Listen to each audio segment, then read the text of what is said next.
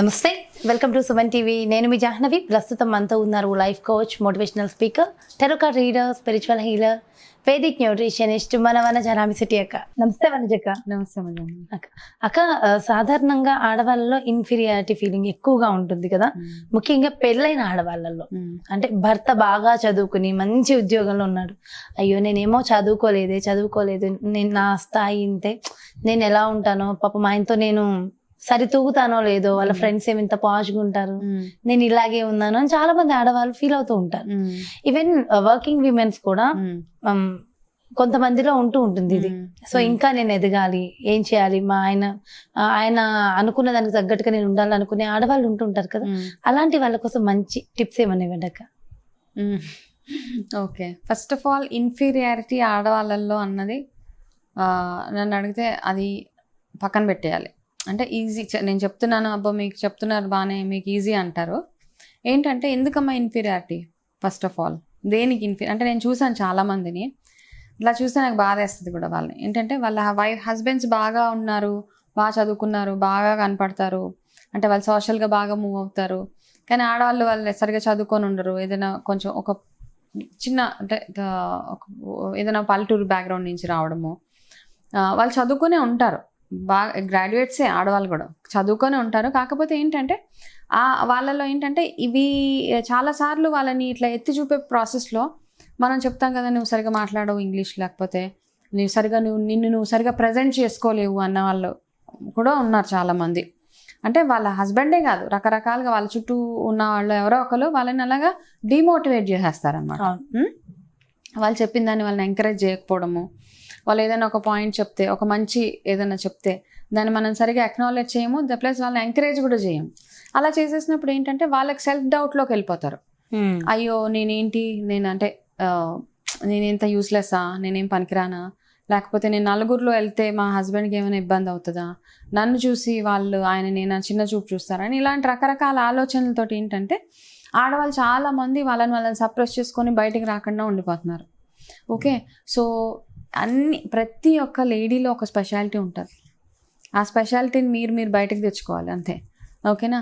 మీ husband అంటే మీరిద్దరు wife and husband, okay, ఎవరో మిమ్మల్ని చూసి, అంటే మీ రిలేషన్షిప్ అది, మీ రిలేషన్షిప్ని వేరే వాళ్ళ కోసం మీరు కాంప్రమైజ్ అయిపోయేసి వాళ్ళు ఏమనుకుంటారు, వీళ్ళు ఏమనుకుంటారు, వాళ్ళ ముందుకు వెళ్ళకూడదు, ఇట్లాంటివన్నీ ఫస్ట్ ఆఫ్ ఆల్ మైండ్లో నుంచి బయటకు తెచ్చేయండి అమ్మా.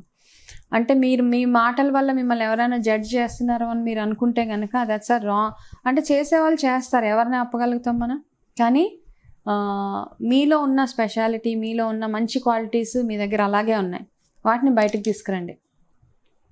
వాటిని లోపలే అలాగే సప్రెస్ చేసేసుకొని డిప్రెషన్ అయిపోయేసి చాలామంది యాక్చువల్గా గెట్ టుగెదర్స్కి వెళ్ళరు, ఫంక్షన్స్కి వెళ్ళరు, ఎందుకంటే మా డ్రెస్ సెన్స్ బాగాలేదంటారు, మాకు వెళ్ళడం ఇష్టం లేదు, వేరే వాళ్ళు ఏమో ఇట్లా తయారై వస్తారు, మాకు చీరలు బాగుండవు, లేకపోతే మాకు డ్రెస్సింగ్ సెన్స్ లేదు, నేను అలాంటి డ్రెస్సెస్ వేసుకోలేను, చీరలు కట్టుకొని వెళ్తే కార్పొరేట్ కల్చర్ కాబట్టి వేరే వాళ్ళు మమ్మల్ని పేర్లు పెడతారు, ఇలాంటివన్నీ ఉన్నాయి అన్నమాట. మీరు ఎలా ఉంటున్నారో అలాగే ఉండండి, వేరే వాళ్ళ కోసం మీరు ఎందుకు మిమ్మల్ని మీరు చేంజ్ చేసుకోవాలి?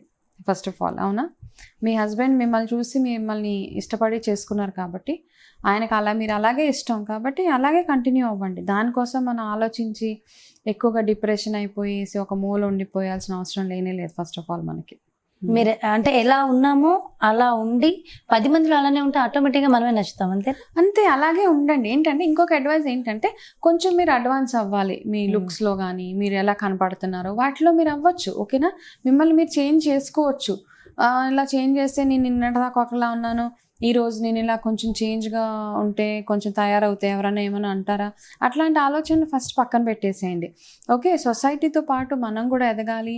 ఇప్పుడు అవే చేంజెస్ అంటే వెకిల్గా కాకుండా చక్కగా నలుగురు యాక్సెప్టెన్స్ ఉండేలాగా, అంటే చూడడానికి కూడా బాగుండేలాగా మనం చేంజ్ చేసి, కొంతమంది మరీ ఎక్స్ట్రీమ్గా చేస్తున్నారు ఈ మధ్య, అట్లా కాకుండా, ఎందుకంటే దానివల్ల ఫ్యామిలీస్కి ఇబ్బంది అవుతుంది. ఫ్యామిలీస్కి ఇబ్బంది లేకుండా మిమ్మల్ని మీరు అప్గ్రేడ్ చేసుకోవడం అంటారు.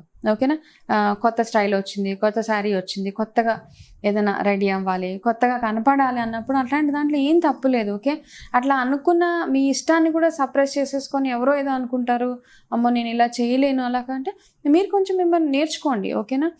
ఇంకా చాలామంది ఆడవాళ్ళు మాకు సరిగా ఇంగ్లీష్ రాదండి, మేము ఏదైనా గెట్ టుగెదర్స్కి వెళ్తే మాట్లాడకుండా ఒక సైలెంట్గా మాకు పక్క కూర్చుని పోతారు. ఈ లెర్నింగ్కి ఎవరు స్టాప్ చేస్తారు? మిమ్మల్ని మీరు ఎప్పుడూ ఇంప్రూవ్ చేసుకోవచ్చు. ఓకేనా? మీరు ఇంట్లో ఉండి చిన్న చిన్న ఇంగ్లీష్ అవంతా నేర్చుకోండి. ఎవరికైతే రాదో వాళ్ళు ఎలా మాట్లాడాలి, ఎలా ప్రొనౌన్స్ చేయాలి, చిన్న చిన్న వర్డ్స్, చిన్న చిన్న మీటింగ్స్ మాట్లాడండి. ఇంగ్లీషే మాట్లాడక్కర్లేదు, ఏ భాషలో ఉన్నా మనం హ్యాపీగా చక్కగా కమ్యూనికేట్ చేయొచ్చు. చాలామందికి ఇది ఒక పర్సెప్షన్, ఇంగ్లీష్ మాట్లాడగలిగితేనే నేను గెట్ టుగెదర్స్కి వెళ్ళగలుగుతాను, ఇంగ్లీష్ మాట్లాడితేనే నేను ఫలానా పని చేయగలుగుతాను. భాషకి మన ఎక్స్ప్రెషన్కి సంబంధం లేదమ్మా. అర్థం అయ్యేలాగా ఏ భాషలో మాట్లాడినా సరిపోతుంది అది. Okay, super. అది నా సింపుల్ సజెషన్. ఇంగ్లీష్ వస్తేనే మీరు పార్టీస్కి వెళ్తారా, ఇంగ్లీష్కి వస్తేనే మీటింగ్స్కి వెళ్తారా అంటే రాంగ్. ఎవరైనా వస్తే చెప్పేయండి, అఫ్కోర్స్ నాకు ఇంగ్లీష్ రాదండి, ప్లీజ్ టాక్ ఇన్ తెలుగు అంటే ఏమైంది? మన భాషను మనం రెస్పెక్ట్ చేయడమే అక్కడ. ఏ భాష అన్నా అవ్వని, అది హిందీ అవ్వనివ్వండి, తెలుగు అవ్వనివ్వండి, ఎనీథింగ్ చెప్పండి. I can't speak in English, నాకు ఇంగ్లీష్ రాదండి, తెలుగులో అడగండి, I will be more than happy to answer. చెప్పండి, ఏమీ ఇబ్బంది పడకండి. కాన్ఫిడెన్స్ చాలా ఇంపార్టెంట్. మీరు ఎంత కాన్ఫిడెంట్గా మాట్లాడుతున్నారు అన్నది చాలా అవసరం. అయ్యో వాళ్ళు అడిగారు నేను ఈ వర్డ్ తప్పు మాట్లాడతాను అనేసి తప్పుకొని తిరగక్కర్లేదు. చెప్పడంలో ఏం తప్పులేదు. మనం అట్లీస్ట్ వీఆర్ టాకింగ్, మనం మాట్లాడగలుగుతున్నాం, మనం చెప్పగలుగుతున్నాం, మన ఎక్స్ప్రెస్ చేయగలుగుతున్నాం మన వ్యూస్ని. అటు చెప్పండి. ఎవరైనా వచ్చాడితే దాంట్లో ఇబ్బంది పడాల్సిన అవసరం ఏమీ లేదు. ఇంగ్లీష్ రానంత మాత్రాన మిమ్మల్ని మీరు ఎవరు తక్కువ చేశారు, దానివల్ల మీరు ఇన్ఫీరియర్గా ఫీల్ అవ్వక్కర్లేదు. స్టైల్ అంటారా, అప్గ్రేడ్ అవ్వండి. కొత్త లేటెస్ట్ ఫ్యాషన్కి చక్కగా చూడండి, యూట్యూబ్ ఆప్షన్స్ ఉన్నాయి, లేటెస్ట్గా చదువుకోండి, చక్కగా మంచి తెలుసుకోండి. నాలెడ్జ్ పెంచుకోవడం ఎప్పుడైనా పెంచుకోవచ్చు. 100 years అప్పుడు కూడా మన నాలెడ్జ్ ఇంప్రూవ్ చేసుకోవచ్చు. Any age no bar. ఎక్కడైనా చక్కగా చదువుకోండి, చక్కగా లేటెస్ట్ ఫ్యాషన్స్ ఏమున్నాయి అవన్నీ చూసుకోండి. ఇంగ్లీష్ గురించి బాధపడద్దు, కాన్ఫిడెంట్గా ఉండండి. ఎక్కడికి వెళ్ళినా బోల్డ్గా కాన్ఫిడెంట్గా వెళ్ళండి, నలుగురితో కలవండి, మాట్లాడండి. నలుగురితో కలిసినప్పుడు సోషలైజ్ అయినప్పుడు ఏమవుతుందంటే కొత్త విషయాలు నేర్చుకుంటాం. మనం ఇంట్లోనే ఉంటే మన నాలెడ్జ్ ఎన్హాన్స్ అవ్వదు. నలుగురితో కలిసినప్పుడు, నలుగురితో మాట్లాడినప్పుడు, 4 ప్లేసెస్కి వెళ్ళినప్పుడు మనకి కల్చర్ తెలుస్తుంది, వాళ్ళు ఎట్లా బిహేవ్ చేస్తున్నారో తెలుస్తుంది, కొత్త లేటెస్ట్ ట్రెండ్స్ ఏంటో తెలుస్తుంది, ఎట్లా ఉండాలి అన్నది ఇంకా మనకి అవగాహన వస్తుంది. ఓకే, సూపర్ అక్క. సో పనిగా అంటే ఎలాగో టాపిక్ వచ్చింది కాబట్టి అడుగుతున్నాను అక్క. చాలా మందికి రెగ్యులర్గా ఇప్పుడున్న సిచ్యువేషన్లో ఇంగ్లీష్ వర్డ్స్ యూజ్ చేయడం చాలా ఇంపార్టెంట్ కదా. సో ఇంగ్లీష్ వర్డ్స్కి సంబంధించి కూడా మనం వీడియోస్ చేద్దామా? ఎందుకంటే అంటే చిన్న చిన్న వర్డ్స్, అటు హౌస్ వైఫ్స్ కానీ, ఆఫీస్ ఎంప్లాయీస్ కానీ, సో చిన్న వర్డ్స్ ప్రొనౌన్సియేషన్ బాగుండేలాగా రెగ్యులర్ గా ఏవి వాడాలి, ఇలాంటి వాటి గురించి కూడా వీడియోస్ చేద్దామా అక్క? షూర్ అమ్మా, తప్పకుండా. Okay, definitely. Thank you so much అక్క. సో చూసారు కదండి. సో అంటే అనుకుంటున్నాం, ఎప్పటి నుంచో నాకు అనిపిస్తుంది. సో రెగ్యులర్ గా మనం యూజ్ చేసే వర్డ్స్ ఇంగ్లీష్ లో ఎలా వాడాలి, ప్రొనౌన్సియేషన్ ఎలా ఉండాలి, సో ఏ సిచ్యువేషన్ లో ఎలాంటి వర్డ్స్ యూజ్ చేయాలి, ఇలాంటివన్నీ కూడా వనజక్క చెప్తే ఇంకా చాలా బాగుంటుంది అని. సో ఈరోజు సందర్భం వచ్చింది కాబట్టి అడిగేశాను. మీ అందరికీ కూడా ఓకే అనుకుంటున్నా. సో ఇంగ్లీష్ వర్డ్స్ కొత్తగా డిఫరెంట్ గా నేర్చుకోవాలనుకునే వాళ్ళు కింద కమెంట్ సెక్షన్ లో కమెంట్ చేస్తే ఇంకా హ్యాపీగా ఫీల్ అయ్యి ఇంకా హ్యాపీగా కొత్త వీడియోస్ మేము చేయడానికి సిద్ధమైపోతాం. సో ఇంకా మీకు ఎలాంటి వీడియోస్ కావాలి, ఎలాంటి వీడియోస్ చేస్తే బాగుంటుంది అనుకుంటున్నారు, దానికి సంబంధించి కూడా కింద కమెంట్స్ రూపంలో ఇవ్వచ్చు. ఓకే, సో మరి బ్యూటిఫుల్ వీడియోతో మళ్ళీ మీ ముందుకు వచ్చేస్తాను. అంతవరకు సెలవు, నమస్తే.